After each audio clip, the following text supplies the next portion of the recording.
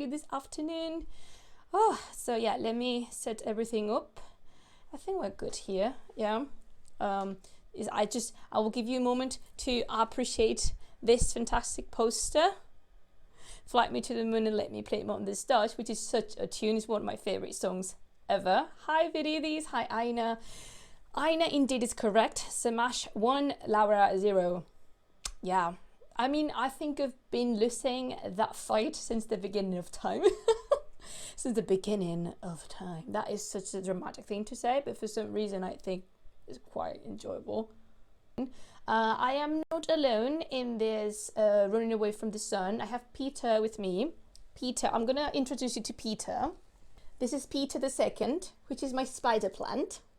And yeah, it's one of these plants that will require certain sunlight, but not constant exposition to the sun. And yeah, it's been challenging, given that the sun just comes and goes at free will. What happened to the first one? Well, I'm really happy you asked that question, Aaron, because someone that's in the chat today and I kind of neglected watering Peter the First because we forgot. We didn't kill that on purpose, but we did. I mean, the reality is that we killed Peter. So when I adopted Peter the Second, I knew it was this was my chance to redeem myself from former poo plant practice. And yeah, as far as we've been together now, he looks quite fine. He looks quite healthy. Claire, don't hide. I know you're there. Really. So now to the tea. Today I bring you my Uncle Iro mug because yesterday night I was talking with a friend and we were talking about something about the Fire Nation. And I remember how amazing that series is. I think I've recommended before, but I do recommend you guys watch Avatar, The Last Airbender. It's on Netflix and it is ridiculously funny. Hi Moraid, hi Bandinelli. It is ridiculously funny. It's so well scripted. It's so well portrayed. I really like it. And above all, Ido is my favorite character. So yes, power to the Fire Nation, always in our hearts. Exactly. I'm seeing those flames over there because Moraith is in my team and the Fire Nation, although I think we had this debate when we both watched Avatar. Now, I'm not sure if we both will belong to the Fire Nation, but we like the Fire Nation. So I actually have a lot to talk about before starting. Hola, Lucian. So I have a lot to talk about before starting with video games. And the first thing is that now I had to set up some moderators, chat moderators. And you will distinguish them because you will see a green badge with a sword in it. And why am I doing that? Because if you come to my streams regularly, you know that we often have some intruders, some people that would just come and say things with the sole purpose of disrupting what I am saying. And as you know, I like to pay attention to the chat box and interact with you and answer your questions or just talk a little bit. But sometimes not everything should be permitted. And this is a safe space. My Twitch channel is a very safe space for everybody. You're welcome here to listen to what I say, to give your opinions, to just talk with all the people in the chat. However, there's some things that should not be tolerated. And I'm calling here to my moderators and to my VIP members because you have the power to delete comments and to ban people from the chat and just kick them out. Because again, we had some not nice experience in the past stream. And as I was saying, you're more than welcome to stay and to listen to what we have to discuss here. But you should not be offensive.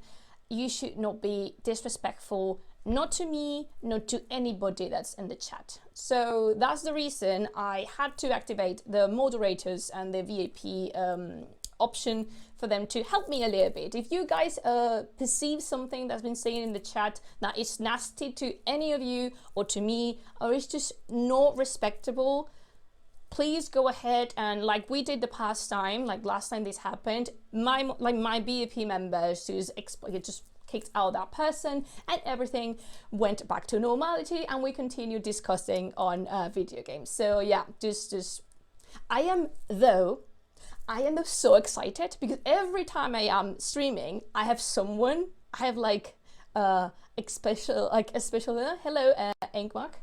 I have like a special guest that would say something disgusting or something just weird. I am so looking forward to this afternoon's troll. Can we call them trolls if they're not actually trolling? I don't know, I will leave that to you to reflect. So yes, again, if you spot anything, you can either tell me on the chat or just take, don't go censoring everybody just because. But you know what I mean. Let's keep this a healthy environment, a fun space. Also, I have to start saying that thank you to Aaron, who subscribed to me as I was online. Thank you so much. Aaron is my 4th subscriber, and this is because this channel is now an affiliate channel. So that means you could subscribe to me in order to contribute to what I do. And thank you, Aaron. That is so sweet of you. So a lot of you people have asked me how the subscription thing works because you are as new to Twitch as I am. So basically, the subscriptions are a monthly contribution you give to your favorite streamers, and just to support the content and to help them carry on with what they do. The fun part is that if you have an Amazon Prime account, that Amazon Prime account comes with a free Twitch subscription to the channel of your heart's content. So just for 2 minutes, consider subscribing to this channel because it actually helps me a lot. I am honest with you, every time I go on streaming, this takes time and effort, and sometimes it even takes money. So yeah, I thank your subscription. Anyway, thank you to everybody that's tuning. I am so looking forward to this stream. I think it's going to be so funny and so entertaining. So yeah. Oh, any news about the channel emote? Yes, Pichur, subscribers have the right to use special emojis we created, and me and my friend Lucía put up, like, hello Typhoon, we put up a really fun one, but those need to be accepted, but the Twitch head people, the higher beings of Twitch, need to accept that and to just give it a pass. So they will check it's not offensive and it's just appropriate for the web page. So I am pretty sure it's going to be accepted at some point during this week. However, I will let you know. I am looking forward for you guys to see it because Lucía from Las Hojas del Bosque, which is a friend who did it, she put her amazing hand and her talent in collaboration with my ridiculous, like, no one's driving this, like my stupid head, and the result was pretty amazing. So what we are discussing today is Assassin's Creed. Dun, dun, dun, dun. Before I show, happens like every time I show you my mugs, but I don't tell what tea is inside. Tonight, would you say that? I think I was thinking of the song. This afternoon, I am drinking black rose tea from India. This was a present from my first English teacher, who happened to be from Bombay. And it's actually, the smell is so powerful, but then I brew it, I would just put it 2 minutes, 3. Because if not, it's just so powerful. Like, my whole kitchen stinks now, which is a nice smell to stink at, but the rose, if you're not a fan of the rose essence, you're not gonna like this one. So, as I was saying, we will be dealing with Assassin's Creed today. And the reason for this is that lately, again, if you don't know about this, don't worry, here comes your update. I think last week, was it last week? You shall correct me in the chat. Last week, the latest Assassin's Creed was announced by Ubisoft, and is going to be inspired and located in what we so-called Viking era, or Viking tribes, which are no, I know the Viking term is not correct, but I am not an expert in Norse history. However, this kind of started a trend, like a discussion over Twitter, and I saw multiple reactions. On the one hand, I saw a lot of people discontent about this, claiming that we already had enough material and enough video games that were just inspired by Norse either mythology, history, whatever. On the other hand, I saw a lot of people actually enjoying what they saw. If you haven't watched the trailer, I invite you to do that. They really liked the visuals because Ubisoft, we're not going to fool ourselves. Ubisoft is a big company, it's a AAA company, and they know what they do, and they do it finely. And they like the visuals, and they like this double-edged morality, whereas Alfred of Wessex, if I remember properly, because I was corrected on this on live stream, where Alfred of Wessex, which is the king of the English, I think, it's describing the Norse people as slaughters and barbarians and bloodthirsty people. However, as you hear his voice over in the trailer, you see these same bloodthirsty people just doing normal daily activities like playing with kids, tending the fields or the farm, and just being themselves around it. I honestly believe this release of Assassin's Creed Valhalla, which is the name of it, has more positive than negative things, at least for me, because I think it improves to the image of, again, these so-called Vikings we have in our mind, which sometimes people that worked with history forget that normal people don't have. So I think it could be an interesting adding.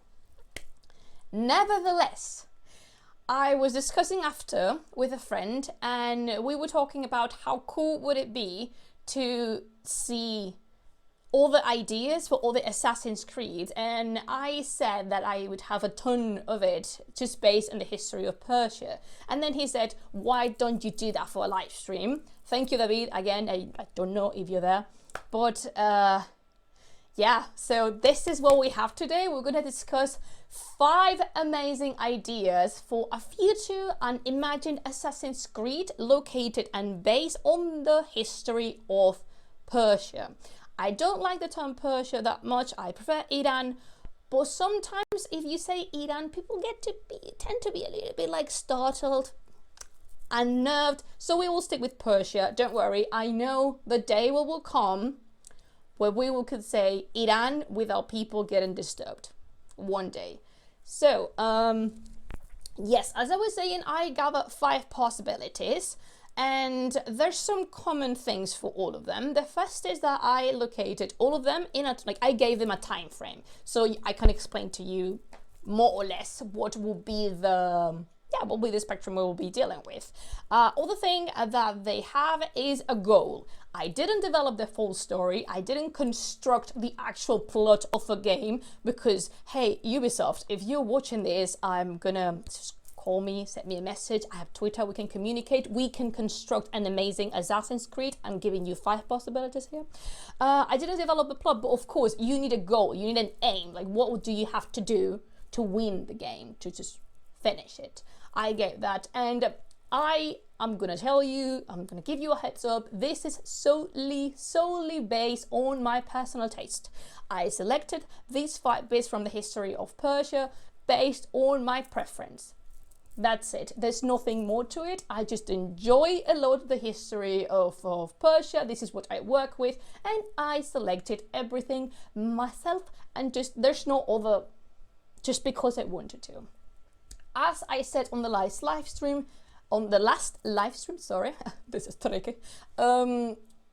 I wanted to prove a point here, and that is you don't need to mention either the Greek or the Roman to create a story based on Persia's history. And because of that, and because I am a medievalist myself, out of these 5 ideas, 4 of them are going to be located in what we know, or what we call medieval period in Iran. Why is that, you might ask? Again, because I want to show you that Persia holds so much potential, that the Orient, I hate doing that, but the Orient, so we can understand each other, has so much to offer that has nothing to do whatsoever with Greece or with Rome or even the West. We tend to think that we construct the Orient from the West, like just projecting ideas or conflicts, that nothing happens in the Orient unless the West comes in. They don't need the West. There was a lot going on there. Let me present it to you. So I'm gonna do a dramatic pause, and I don't know, as I am drinking my tea, are you guys playing something recently? What video games are you playing currently? I finished Blasphemous like 3 days ago, and then I started Ori and the Blind Forest. So what are you guys playing? Are you maybe playing any Assassin's Creed? Tabletop Simulator. I mean, you would have to describe to me what that is, because I don't know it, but I'm pretty sure it counts if it's a game. It's a game. Never played Assassin's Creed.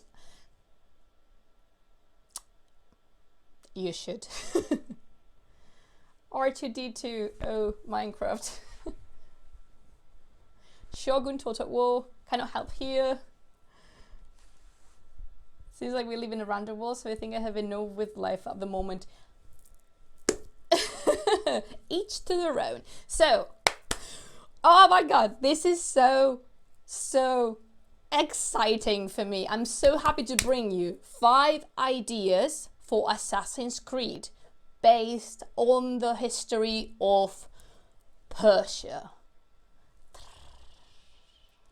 I really need sound effects. Somehow, somewhere, I'm gonna add some sound effects. No, Civilization 6 is big. Sorry, this is the last thing I need to add to the chat discussion. So, the first one, the first purpose, I'm gonna do the opposite way here, because in last live stream I started with all the medieval things, and then I added the ancient history one, because yes, I have 4 in medieval times, but the last one is based in ancient, what we count as ancient history. I'm going to start with that one, and then we will proceed in chronological order. Sorry, Goku, I just slapped you there. I'm really sorry. I'm not used to having Goku so low, so sorry if you hear some slapping. I need to control my movements a little bit. So, in the number 1, we have, oh yeah, something I should mention. For some of them, I gave a title. I was feeling inspired and I created a title. However, not all of them, because they're tricky. So if you want to contribute with your ideas in the chat, more than welcome. So the first one we shall call Assassin's Creed Usurpation, or Darius the First. I don't know, like usurpation looked like a little bit more dramatic. I don't know. Well, I would say just Darius. So, what is the goal here? We will be located between 540 something. Yeah, like 530 actually, between 530 and 550 before Common Era, because your goal here will be following the orders of Darius the First to kill the betrayer, to kill the traitor who's called Gaumata, and help Darius in his quest for the throne. That is actually your goal. Possibly you will have to kill. Yeah, you will have to kill the usurper. Yeah. Because I'm going to give you, I'm just going to tell you about this because I think it's such an interesting bit of the story of the Achaemenid dynasty. If you remember the last live stream where we talk about the post service in Persia, we already mentioned these guys. We mentioned Darius the First and we mentioned the Achaemenid dynasty. So what happened here is that this guy, Darius, killed all right, I think I need to give you a little bit of back context. So there's the Achaemenid dynasty founded by Cyrus II the Great, which by the way you can play it with in Civilization because he's the leader of Persia.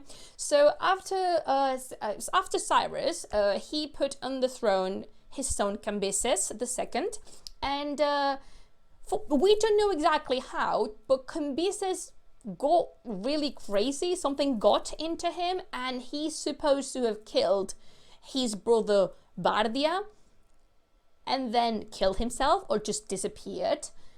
And then Darius, who was there, he said that Cambyses was completely crazy. He killed Bardia, but then just a traitor sprouted from the ground and claiming the throne said he was Bardia, he was not dead, he was just chilling somewhere, somehow. And then Darius was supposed to discover the whole plot, just kill the traitor, and then finally conquer his dream of putting himself into the throne.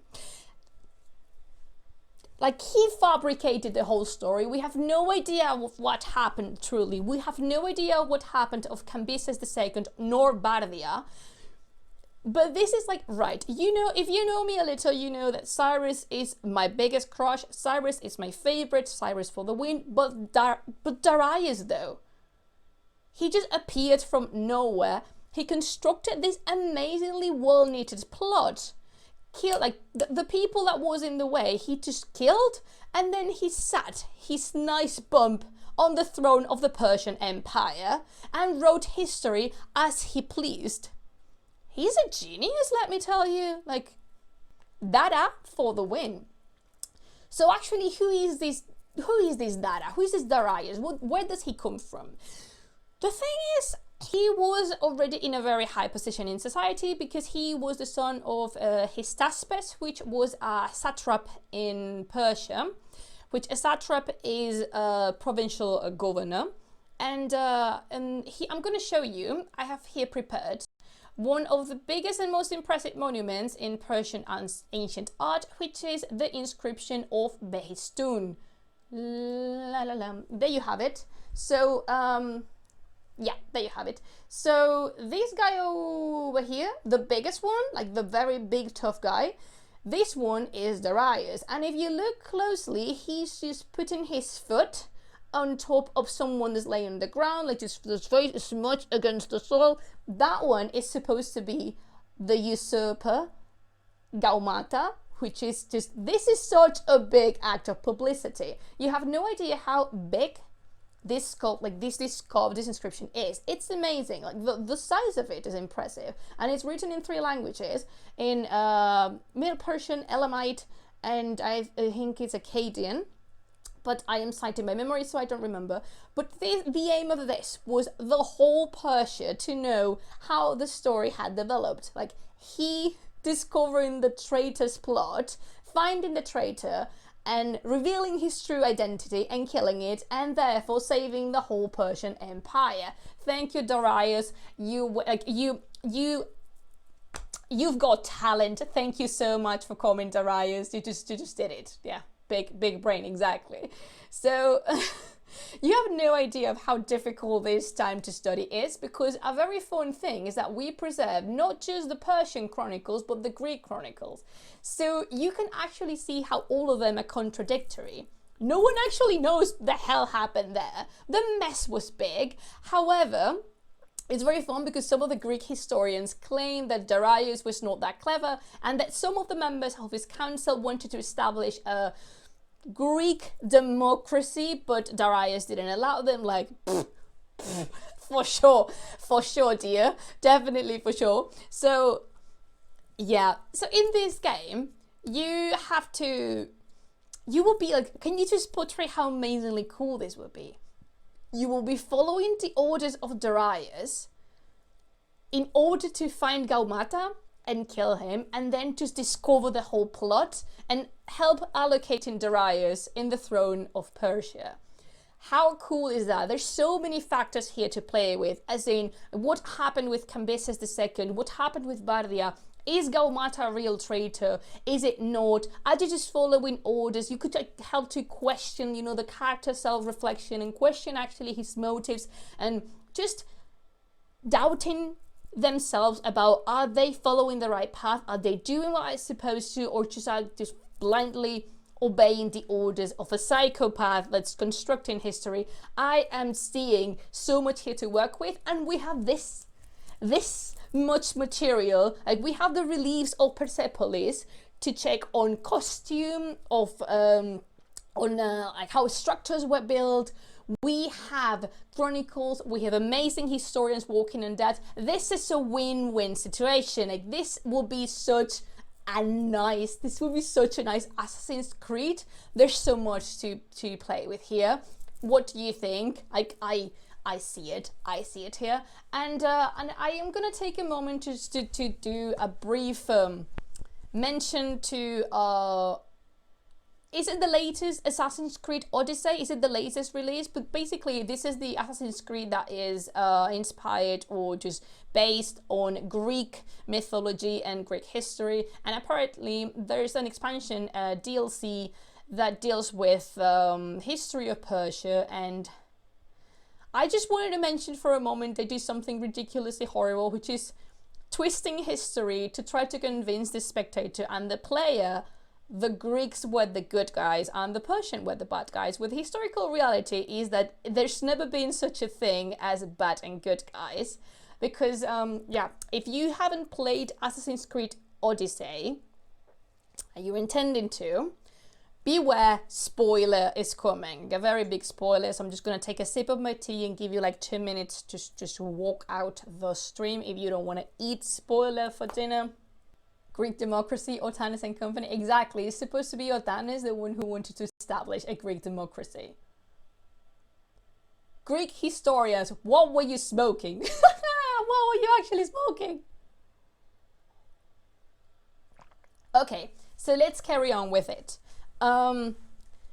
So in Assassin's Creed Odyssey, there is a character that at first is called Darius, but then you discover his real name is Artabanus. Artabanus is a real historical character, and he was the person responsible for Xerxes, Xerxes' murder.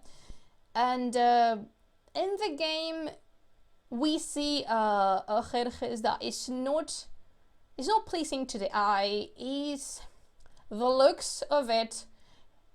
How to explain this? It's something that just cuts you at first sight. He looks like a bad person on purpose, let me tell you. It's intendedly looked to it's intendedly designed to look like a bad person. He looks distasteful. He looks just absurdly not caring, like his people. The thing is, he gets assaulted in the middle of a route and his people are dying trying to protect him, and he couldn't be less bothered. Like, literally, it's like he says something along the lines of, your deaths mean nothing, or your deaths are being like meaningless and stuff.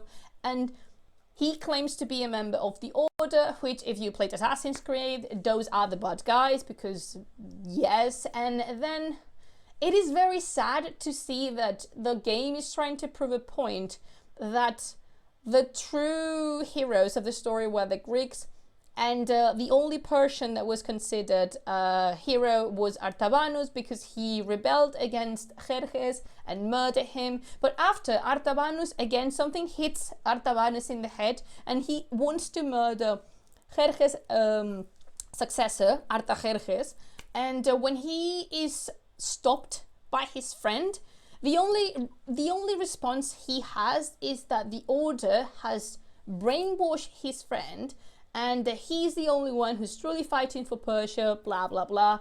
And it is awful. It is awful how they're trying to sell you that the Persians are, like, just all of them linked to the Order, and therefore they're naturally bad, because, as the same friend says, Artaxerxes hasn't done anything yet. So why would you be so pissed at someone that hasn't done anything, literally? And Artaxerxes was very young when he occupied the throne. So the historical reality is that after Artabanus killed Xerxes, Artaxerxes found out and killed Artabanus and his whole family, and that was a disaster. So you can imagine the drill here, but it's just, I really dislike this image of Persia in such a nasty way, and how they really tried to develop that idea and to let it sink into your thought by developing the plot of a character that has a tormentor's past, but actually it's just a psychopath that wants to kill everybody he disagrees with because they belong to the Order. Therefore, everybody should die. It's like, very well done, Ubisoft. No, you should not perpetuate any stereotype or any nasty idea on all the countries and all the people just because, and don't even, like, they actually make an effort. They actually try so hard, and you can see they're trying so hard for you to feel represented and for you to empathize with Artabanus's character. And it's like loads of bullets, like terrible. Yeah, terrible. Oh yes, someone looked at the poster. You are completely right. Saint Aaron is Frank Sinatra over here, because it's one of my favorite songs ever. It is such a beautiful song, Fly Me to the Moon, which if you haven't listened to because for some reason you live under a rock and you don't know who Frank Sinatra is, highly recommend it. Go check it out. It is fantastic. So that is number one. We said Assassin's Creed Usurper, we said Assassin's Creed Darius, we said Assassin's Creed the Persian Quilombo, which, like, we can just use as many titles as you want. If you come across a nice idea in your head, just type it in the comments, and we can actually find new titles for these developed ideas. This was for the first one, and a friendly reminder, that was the only one based on ancient history of Iran. We're moving to medieval now. Yes. So, this one actually has a title, and in my honest opinion, this is the best title ever because it looks so beautiful.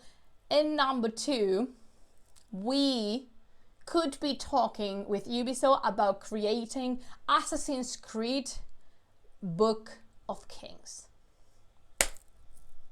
The beauty in that title. Okay, so Book of Kings will be located between 990 and 1010, more or less, which is the time where Ferdowsi, which is the author of the Shahnameh or the Book of Kings, was finishing his magna opera to develop it for the Sultan of Ghazna.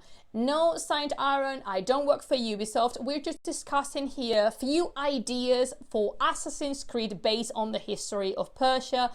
But again, if you have contacts with Ubisoft and any out there would like to sponsor these ideas, just drop me a message. I'm open to conversation.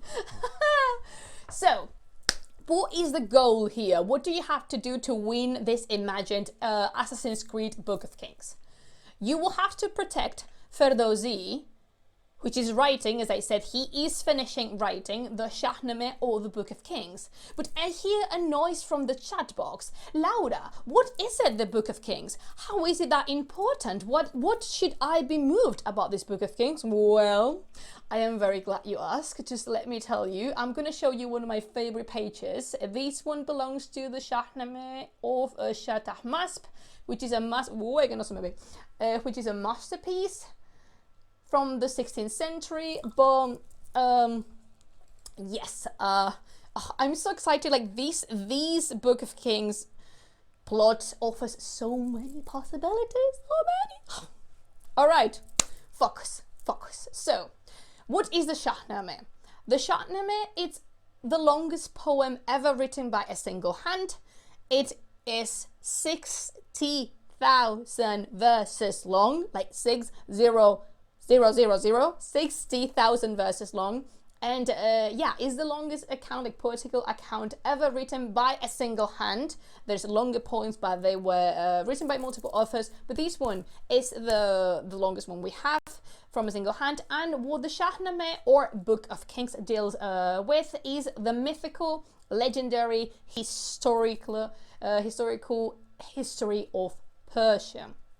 It is not an original book, though. It's not an original story, and I believe the most interesting feature of the Shahnameh is that it was a so well thought product. It was not casual. It was not just out of divine inspiration. This was a prepared product that was thought to contain the legitimacy of Persia. There's the right to rule over Persia and to claim yourself as a true Persian descendant. I said that it was not original, and this is because there's another book the Shahnameh is based on. This book is more ancient. It belongs to Sasanian times, which we can allocate somewhere between the 4th and the 6th century after Common Era, as historians believe. This book was called the Khodainameh, and at some point in the history of Persia, it is thought about a translation and a rewriting of this Khodainameh. I'm not going to bore you too much about historical details, but in this, what happens is, like, after the Islam comes to Persia, there's few dynasties that just raise, that they are able to gather some power and to muster some troops, and they just claim to be the descendants of the so-called true Persian Empire that never existed, but it is in their minds, I think. It's like on the cultural imaginarium, there is this glorious past of the Persian Empire.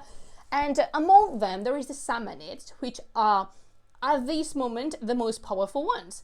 So the Samanids are the ones who put the effort into this translation and this rewriting of the Khodainameh. This is so interesting because it adds to the plot. The first person, like the person who was formerly working on writing this Shahnameh, is called Daghi, and he was a Zoroastrian, but he gets murdered. He gets killed and he passes on to Ferdowsi. Like the task just goes on to Ferdowsi. So just imagine how cool would it be, after this person's dead, you will have to be there, like just through the whole process to protect Ferdowsi. And who is this Ferdowsi?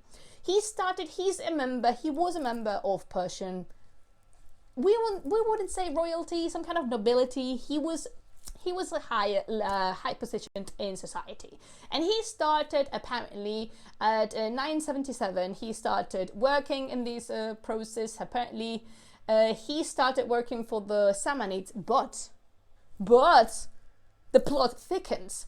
Another dynasty more powerful than the Samanids, and a dynasty that comes from Central Asia, comes in, kicks down the door and says, "Hello fellas, we're here to stay." These ones are the Ghaznavids, which have a very close connection again with Central Asia and to India even. So the Ghaznavids just literally erased the Samanids from the face of her, like, and now Ferdowsi works for the Ghaznavids because, again, the Samanids are all dead. His previous bosses are all like, so he needs to change of perspective.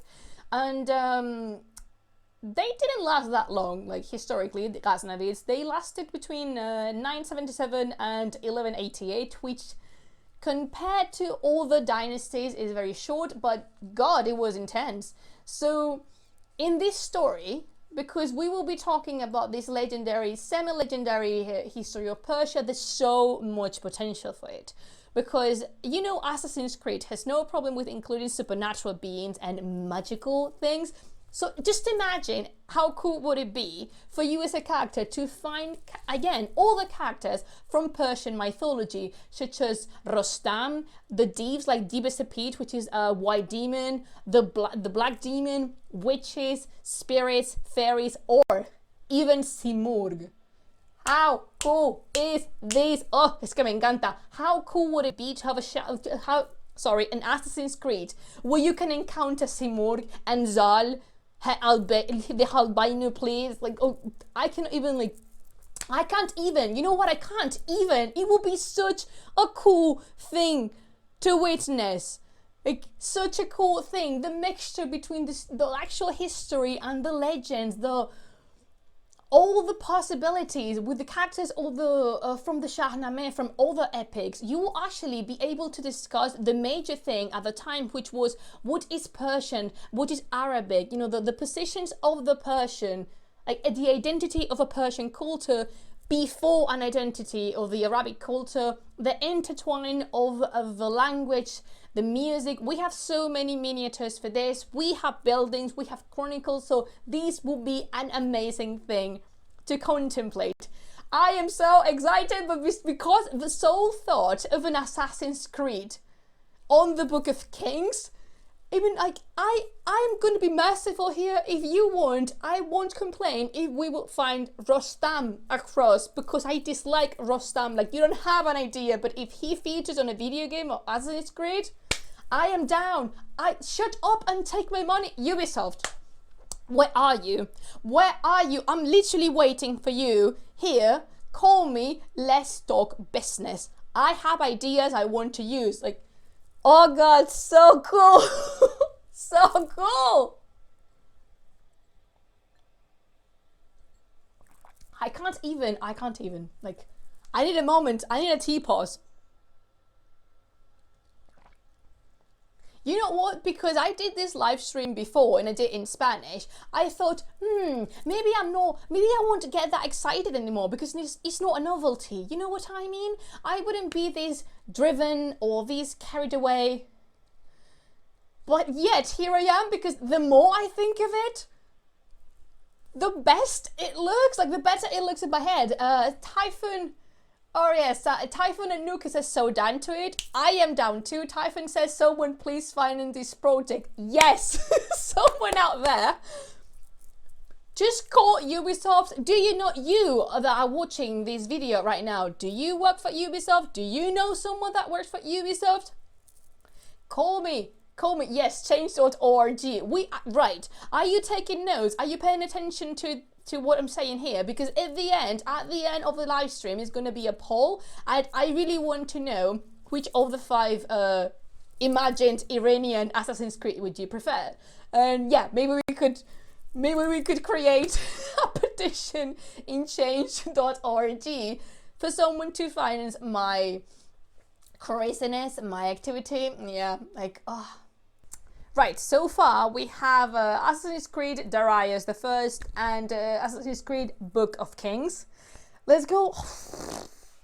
Do you think this was good? You have no idea what's coming next. Like, this is just getting better and better. There's no way of improving. Oh, yes, Ubisoft, stop being a coward. Make this story. Thank you, Nukas. We definitely need to raise our voices. Right. Oh my god, the next one. Right, the next one. The emotion is real. You may think this is acted. It is not. This is the true passion of someone that loves what she does. It is such a pleasure knowing all those things. Right, number 3. Number 3 is Assassin's Creed Alamût. Boom! Like, all right. I'm getting there. So, this one will be located between 1080 and 1092. It's actually like hi Neistat.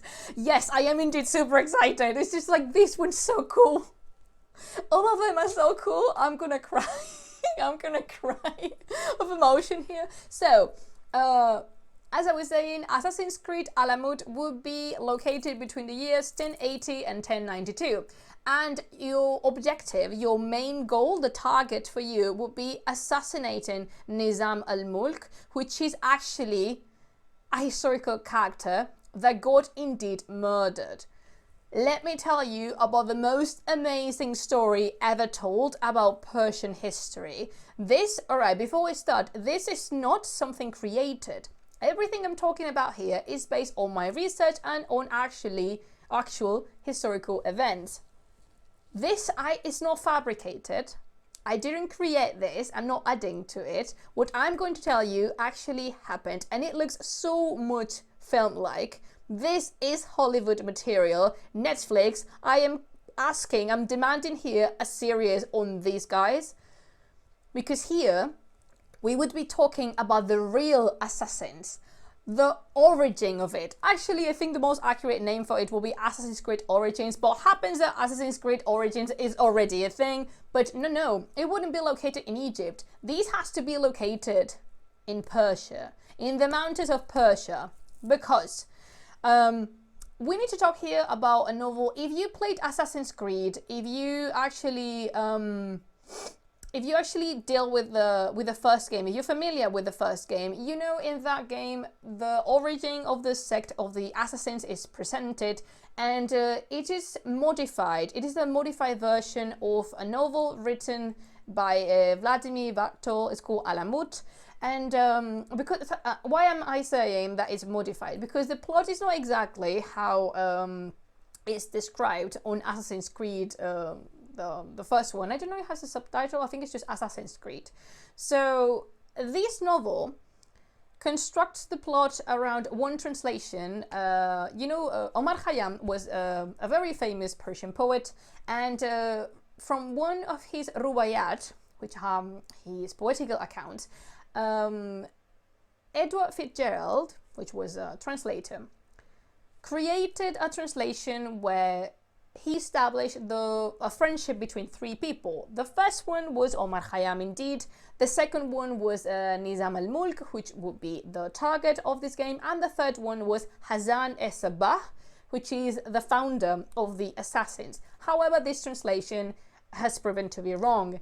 They never were friends. Like, I don't even know if they knew each other, but they were never friends. So this will be dealing, as I say, with the real story of the assassins from Alamût, because let me tell you something, there was no Templars, no holy ground, no holy land involved in this. Like this is a constructed thing from Ubisoft. There was nothing like that. The real deal, the real assassins, I'm gonna tell you the story about how a group of people put Persia and all the kingdoms down to their knees. This is such a story. I promise you, at some point, I will dedicate a live stream just to these people, to the assassins, because preach, this is one of the most interesting episodes in, I believe at least, the history of the world itself. It's just amazing. So let's go dive into it. No more prep. Who are the assassins? Who are they? They were an Ismaili Nizari sect, which is a branch of Islam that had Persia shaking and trembling in terror from 1090 until 1275. That is a lot of time, like a really, really long time span. After the Mongols came and they established a very fruitful conversation, and you could imagine what happened there.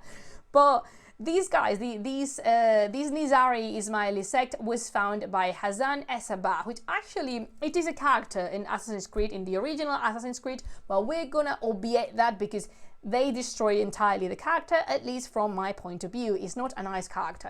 It's not a good development of how Hassan could have been. They, among others, were based on mountain fortress. The fortresses were hidden in the mountains, and the most important one was Alamût. And the thing with the name assassin, we're gonna burst a myth. We're gonna destroy a myth here. Because of a translation of Marco Polo's accounts on his trips through Iran and China, these people, the word assassin was thought to come from hashish, the term hashishini, which means that consumes hashish. However, this is not true. This is fake, because the term in Arabic which assassin comes from is azaziyun, which means that who are loyal to the original faith. These people, these assassins, killed hundreds of leaders, like political and military leaders, Muslim, Christians. They made no distinction. They were beasts. Much more, these people were feared, much more like ninja-like, but in reality, because they actually existed, because we need to think of this as an organization, a very strictly well organized and precise organization, like the gears of a clock. It is amazing how these people worked, and not all of them went out to kill and to assassin. No, just the Fidai or Fedayeen were the ones who completed the physical task of killing. And this is very interesting. They refused the use of distance weapons or poison. They used daggers because they really believed if you are to kill somebody, you need to do so looking at them in the eyes. Are you actually seeing how much potential would it be in this so-called Assassin's Creed? We will be dealing with the actual story of the assassins, which is, in my opinion, much, much cooler than the Assassin's Creed Origin. No nukas, no stabs in the back, in the eyes, like from the front. This is amazing. And of course, I don't know if there's any fan of the original Assassin's Creed here, but it's my favorite, it's my personal favorite one, and I believe Altair, like the protagonist of the first Assassin's Creed, is the best one in the whole franchise. I said it, Altair is the best character in Assassin's Creed franchise. Change my mind. You won't be able to, but try if you want. So, the assassins were a threat to the Fatimids, to the Abbasids, to the Seljuks. The Seljuks, they were the dynasty that was ruling over Iran, and they had a king. His name was Malik Shah, but actually the person that moved the strings in the shadow was this guy, Nizam al-Mulk, and the assassins knew. So your objective will be to kill it. And let me tell you something, we have depictions from it. There is a chronicle called the Chronicle of the Conqueror of the World, which after was rewritten, and it was re-illustrated in my friend Typhoon over here, and I actually loved this book. It's called the Jami not this one, the Jami al-Tawarikh.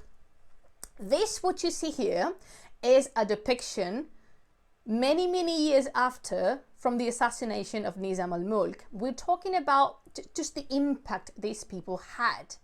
It was so strong, and they were so feared and so regarded. They made such a strong imprint in people's memories and in Persia's cultural background that the history books gathered the episode and depicted it.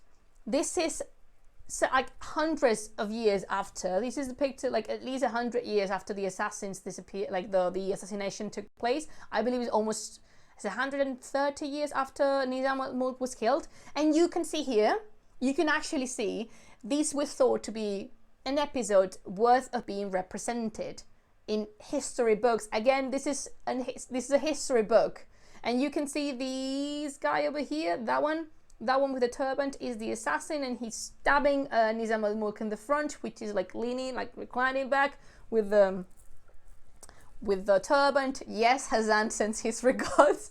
I don't know if this is what he's saying in the picture, in the miniature, but we'll take it from here. Yeah, for sure, he could be saying Hazan sends his regards. So, do you see how amazing this would be? How ridiculously amazing this would be. I can't even, we have miniatures, we have chronicles, we have the remnants of Alamût and all the fortresses. This will be such an amazing idea to do. Ah, my God! Like no Templars, no Holy Land, no adding, no Western adding, just the real deal, the real story of the assassins of Alamût, which are supposed to be the inspiration behind every single Assassin's Creed. Can you imagine? And you will be walking through history, you will be actually performing a historical kill, which is taking down Nizam al-Mulk. I can't even! So cool! So much good material here. Oh God, again, where's Ubisoft? Where are you hiding? Are you somewhere on my chat box, Ubisoft? Like a developer from Ubisoft? I have ideas. So many.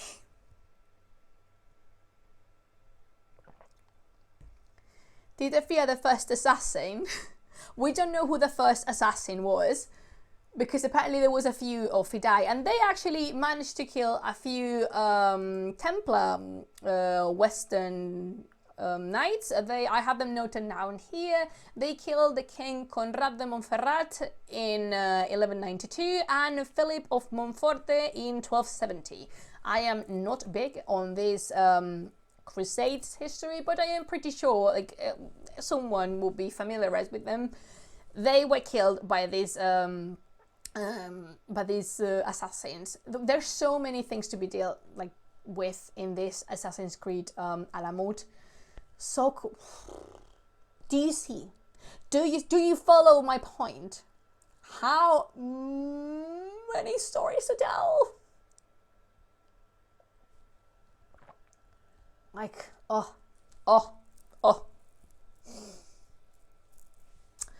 my god, I've been speaking for an hour. Alright, I will speed up a little bit. 10 kills, hello. So, number 3, I didn't give this one a title because I think it will be self-explanatory, but I said number 3 will be Assassin's Creed Ilkhanids. Like, this would be an Assassin's Creed based on the Ilkhanid dynasty, which is the Mongol rule over Iran.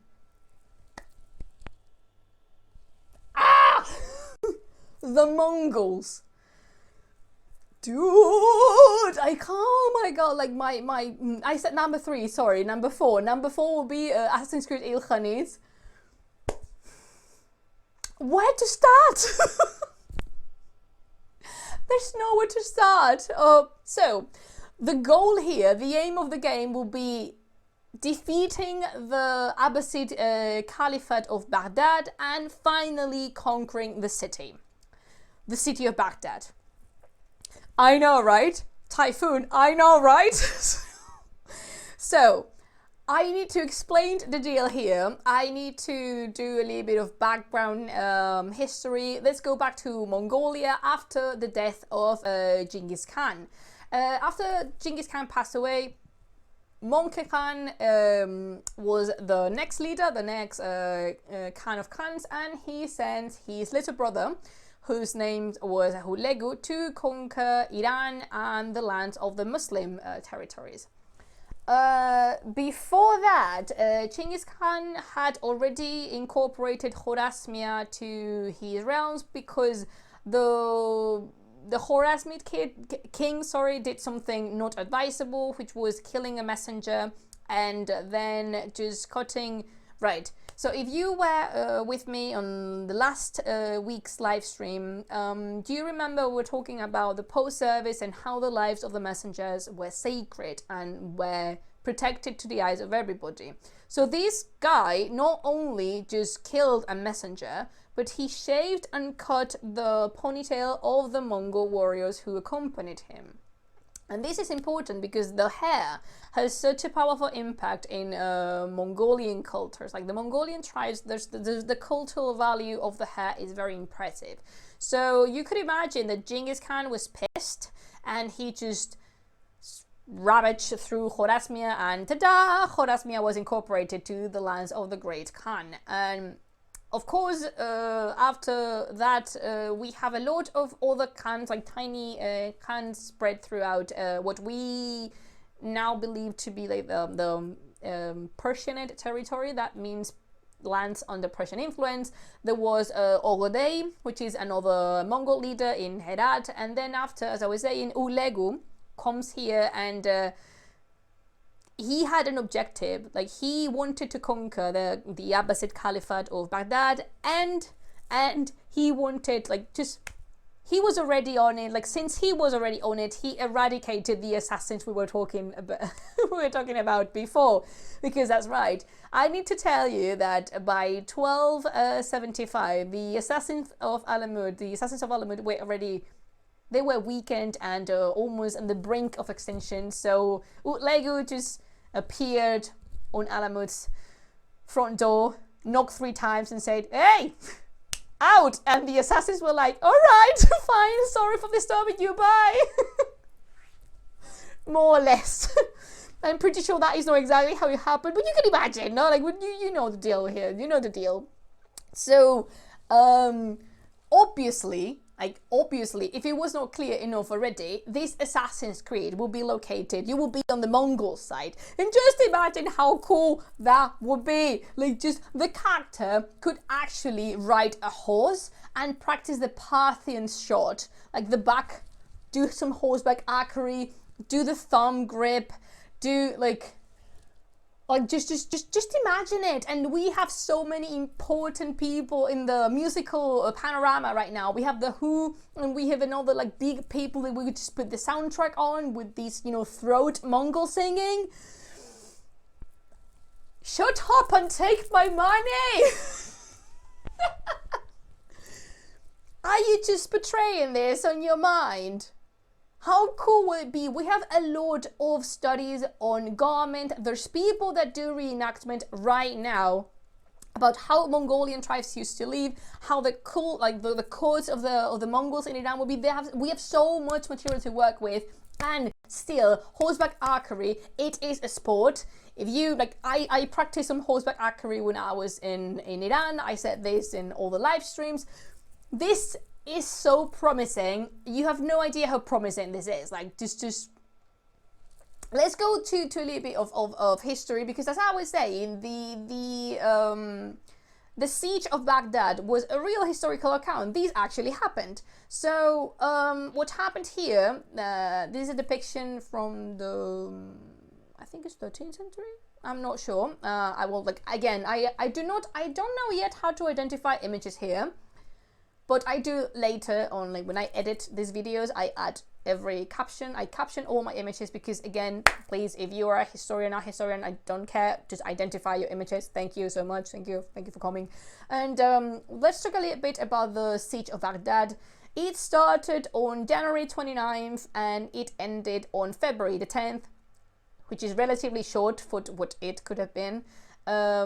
In these 12 days, Baghdad really thought they could resist the troops of Utlegu, but after Utlegu comes there, like, just again appears, as the Mongols do, Utlegu appears on the front step, gazes at the walls of Baghdad, makes one or two angry faces, like, "Ugh," and yes, the embassies, they shit themselves, and they just surrender after 12 days. And this is interesting here because we have a lot of accounts, like chronicles and tales of what happened later after the siege of Baghdad.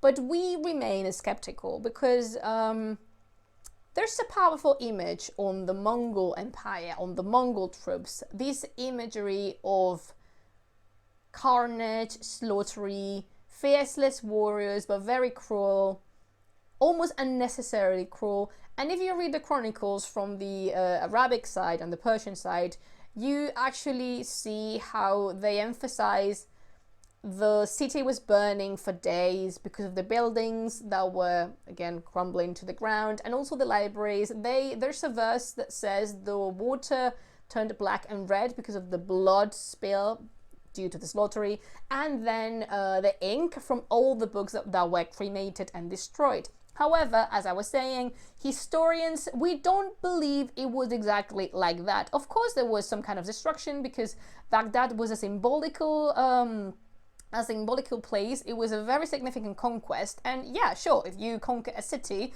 you do some destruction here and there, of course. But really, we are not sure that was that much, if you understand what I mean. We really believe it's been Libby, spiced up, like, you know, a pinch of salt, a pinch of blood, and a pinch of ripped bones, to create an even more scary portrayal of the image, like of the siege of the city, and a more terrifying image of the Mongols themselves. So, but again, just think of it. Just think of it. An Assassin's Creed based on Mongol tribes, on the actual presence of Mongolians in Iran, and just tell me this won't be amazing. I don't even have pitch. I can't. Like, just tell me this won't be amazing. I'm gonna stop calling Ubisoft out. You know where to find me. Pichur says Mongols were very persuasive. Indeed they were. Indeed they were. So, up to this point, there's nothing but emotion. But last and not least, number 5, I'm gonna go a little bit towards what we consider modern history, because I said I am a medievalist and I am in love medieval history to the power. However, I believe Iranian modern history is so interesting too, and it has so many interesting episodes that I base this last one on actually modern times instead of medieval. So brace yourselves for number 5, Assassin's Creed Esfahan. I really need sound effects. So yes, because Esfahan, Nesfe Jahan, which is a Persian saying that goes that Esfahan is half of the world. The main goal, I think, this Assassin's Creed is more oriented. I knew Typhoon was gonna love this one. This Assassin's Creed is more oriented towards an art historical vision of the whole thing, because your task will be supervising the construction of the mosque of the Shah, the new one, without problems, without interruptions. So let's talk about the context. I'm gonna put up a very nice painting of Esfahan. So whoa, there you have it. This is the mosque. Oh yeah, I told you I'm a little bit dyslexic. This is not helping. The turn screen is not helping. This mosque over here. No tengo problemas, es mentira. This mosque over here will be the one you're helping supervising.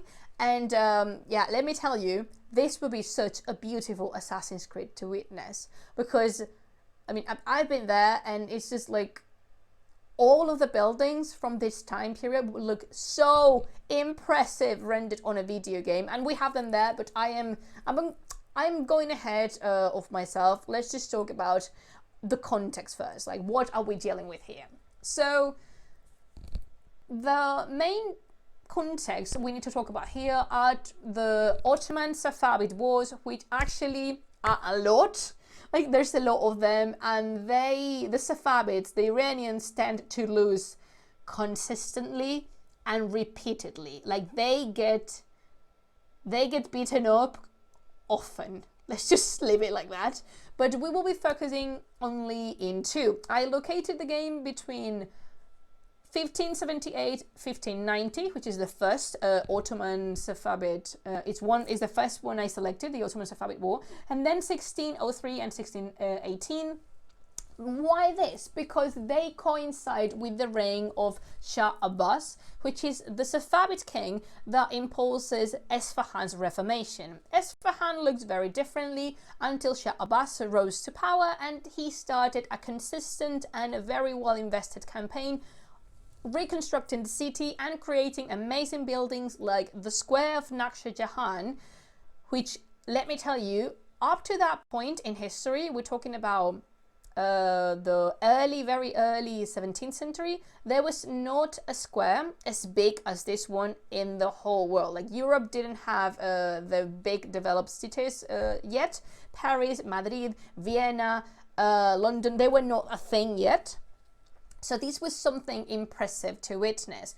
Along this square there was built palaces, mosques, the bridges to cross to the other side of the river in Esfahan. It was amazing.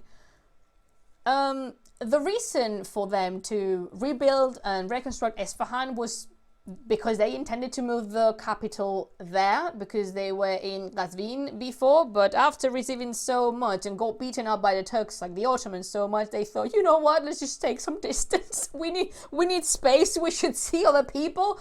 So yeah, because what happened is, like, the Ottomans, after 1492, when they conquered Istanbul, they started to grow as an empire and literally clashed with the neighbors, which were the Iranians, the Safavids. And in this game we will have another thing to deal with, which is the religious conflict, because the Ottomans were Sunni and the Safavids were Shia. Are you saying that? But we could talk about so many things in here. Again, the construction of new spaces, the arrival of the Armenians, because Jolfa, it's a neighborhood just for Armenians, and they were Christian. And in Jolfa, indeed, there is the Bank Cathedral, which is a Christian building in the middle of a very beautifully growing Iranian Muslim empire. There's spying here, there's blackmail, there will be the embassies. Oh, the embassies. You know why? Because in this moment in history is when European embassies start coming to Esfahan to ask the Safavid Shahs for help before the towards the Ottomans. The Ottomans are just kicking everybody's asses, and they're like, hey, you know what we should do? We should do a High School Musical. We're all in this together, and we're going to defeat the Turks because they're beating the crap out of us. So what do you think? Are we allies now? And among all those travelers, we have one especially. I'm gonna be prouder to this. I am gonna be prouder of this because it's a Spanish ambassador. His name is García de Silva Figueroa. He was working under the orders of Philip III in Spain, and he was one of the first Spanish travelers to appear in the court of Safavid Iran, and he was puzzled with what he saw there. We have the books of García Figueroa. Will be so much cool material to deal with. Just tell me it wouldn't be amazing. You could play Chogan. Chogan is polo, is the, you know, polo, this sport you play on up a horse. So the big square was used to play Chogan or polo. You could play as a character. We have chronicles describing how the reformation of Esfahan and the redistribution of spaces, where we have the travelers and the ambassadors, the conflict with the Turks. Maybe maybe we could deal maybe the goal could be something like killing a Turkish commander or something like that. We have, as I say, we have the buildings nowadays almost exactly as they were built on the first place. We have so much here. Again, I can't even. This leaves me breathless. Like, how amazing would it be? An Assassin's Creed Esfahan. Oh, the pearl of the Persian Empire. Guys, I can't even. I need water. I need more tea. I need so many things. I need this to be a reality.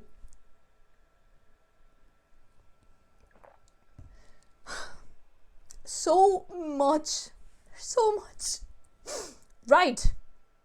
So these are 5 ideas for Assassin's Creed based on the history of Persia. Let's do a quick recap over here. We have Assassin's Creed Darius, which is number 1, you know, about the usurper and all the killing and stuff, and the heir to the throne and the traitor. Blah, blah, blah. Then we have Assassin's Creed Book of Kings with Ferdowsi and maybe Simurgh and, you know, Rostam and the Ghaznavids and all the drill with the Iranian versus Arabic thing. Oi, oi, oi, oi, oi, oi, oi.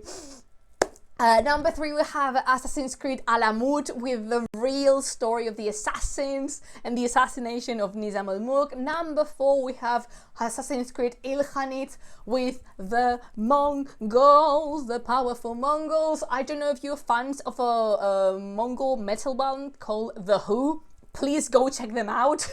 You won't regret it. And number 5, we have Assassin's Creed Esfahan. So much to deal with. My heart can't even, I don't. Right. I don't know if I can do this again because I had to choose my favorite over the Spanish live stream. But now, guys, I would really like to know which one you would like to see as a reality. Which one of the 5 Assassin's Creed would you like to become true? Which one? And please explain me why. I'm gonna avoid the question of which one I will stick with because I can't. I made this decision last time and it was painful. So just tell me, which one would you prefer? All right. Nice that he's here today just to vote for Alamût. Aaron says Alamût looks interesting, but the art historian in me needs to see how the most was built, so that's a point for Esfahan. Nukas stays with Alamût. I just really like the idea of playing the stories of the actual assassins. I know, right? I know. The Book of Kings. Alright, Typhoon is having difficulties like me. So I know. So basically, Typhon's ranked any other, but she said that the first place is for the Book of Kings. So we have a Book of Kings here. And you see how I'm dodging the bullet of answering myself? I really don't want to. I don't want to do this. In the Book of Kings, can we write Simurgh? Not even in 1,000 years. Simurgh will be ridden by a human. I don't think so. She will probably destroy the human that attempts to come close to her. So no, I wouldn't allow that. Like, if actually Ubisoft calls me and they want to develop an Assassin's Creed where you actually can ride Simurgh, I will be out of the project. Like, I refuse. You could never ride Simurgh, but maybe you could ride Raksh, which is the mythical horse of Rostam, which was supposed to be as fast as lightning, like the kung fu fighting. I am not gonna make those references again. I don't need that. You don't need that either. Oh, so any more opinions on the matter? Any other remarks? Would you like me doing more live streams about video games? Because I believe it's such an interesting topic. I am a very big fan of video games myself, so I enjoyed this so much. I am still dodging the bullet of answering myself. Yes, if you allow me to. Riding birds is great, yeah, but Simurgh is not a great. She's the Empress of Heaven, so. Video games power. Honestly, you could make another one about the original Assassin's Creed series. I haven't played Assassin's Creed in so long, but I wanted to replay the original to make a comparison with what they did.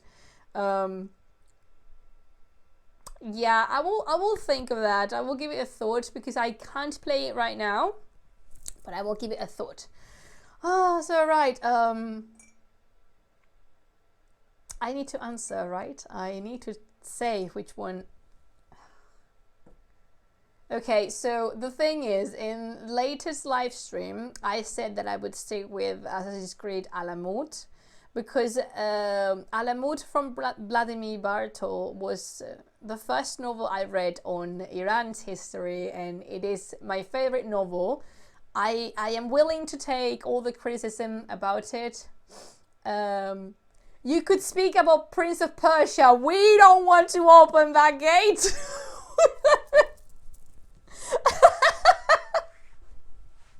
I could indeed. I have opinions. Oh God, you really love me, don't you? You want my distraction. Mike's okay. We'll see what we could do. And what I was saying, oh yeah, on the latest live stream, in the Spanish live stream, I said I would stick with Assassin's Creed Alamût because I love the series, like the novel. Sorry, I really like the novel. It's by far my favorite novel, and the account is amazing. I would love to play as a player. I would love to see how the original story of the assassins gets told through. But actually, I think in this one I'm gonna change my mind because Assassin's Creed Book of Kings. Yeah, I'm gonna stick with that one. Yeah, for this one, you're gonna forgive me, guys. I have opinions, therefore I can change them. For this time, I'm gonna say I will stick with the Book of Kings because it is the reason of my thesis. It is the reason behind this logo over here. I cannot do that to Simurgh. But this choice is painful. You have no idea how painful this is. Yeah, people who actually know me know this is not acted, this is real. Oh God. Alright, so that is the live stream. This is me for today. Thank you so much for tuning in with me. I didn't say at the beginning, but I want to give a very special warm thanks to my patrons. Thank you, Aina, Angel, Lucas, and David. Thank you so much for supporting me and my project. If you think this Twitch subscription is not for you and you don't like these complicated things, do not worry. I invite you to go over my Patreon, where you can find all the tiers and other ways of supporting what I do.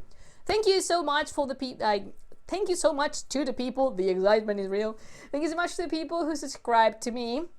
Thank you to my 4 subscribers. Thank you to everybody that followed and tuned in and just spent some time today talking about video games. I saw on the chat box, I am seeing right now that there's quite new arrivals. There's a lot of people I don't know.